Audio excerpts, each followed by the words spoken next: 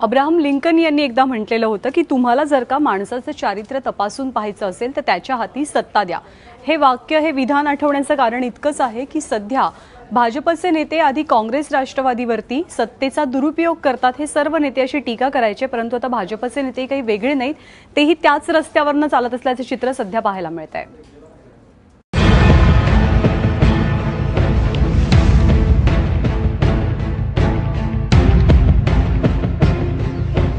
ही दृश्य सप्टेंबर 2009 ची आहेत। मिरजेत धार्मिक दंगल उसळली। 3 दिवस मिरजेत कर्फ्यू लागला। अनेक जण जखमी झाले। करोडोंच्या मालमत्तेची राख झाली। तब्बल 600 जणांवरती गुन्हे दाखल झाले, ज्यामध्ये चंद्रकांत पाटील, सुरेश खाडे यांच्यासह इतरांचा समावेश होता। पण सत्तेचा इफेक्ट बघा, फक्त नुकसानीची भरपाई करून चंद्रकांत पाटलांसह सेनेच्या नेत्यांवरील खटले मागे घेण्यात आले।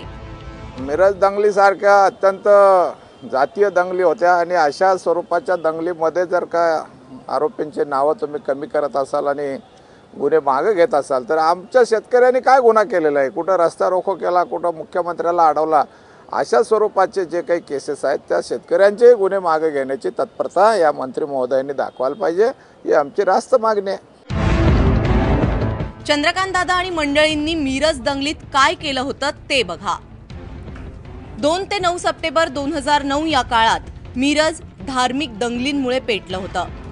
या काळात चंद्रकांत दादा आणि इतरांनी जमावबंदीचा आदेश झुगारला। जमावाला चेतवून पोलीस वाहनांसह इतर मालमत्तांचं मोठं नुकसान केलं। या दंगलीमुळे सांगली, कोल्हापूर, सातारा जिल्ह्यात तणाव निर्माण झाला। पश्चिम महाराष्ट्राच्या पुरोगामी चेहऱ्याला मिरज दंगलीने धक्का दिला। अर्थात यामध्ये काँग्रेस, राष्ट्रवादी, शेतकरी संघटना आणि इतर संघटनांचेही कार्यकर्ते होते। मात्र सुटका फक्त चंद्रकांत दादा आणि त्यांच्या निकटवर्तीयांची झाली।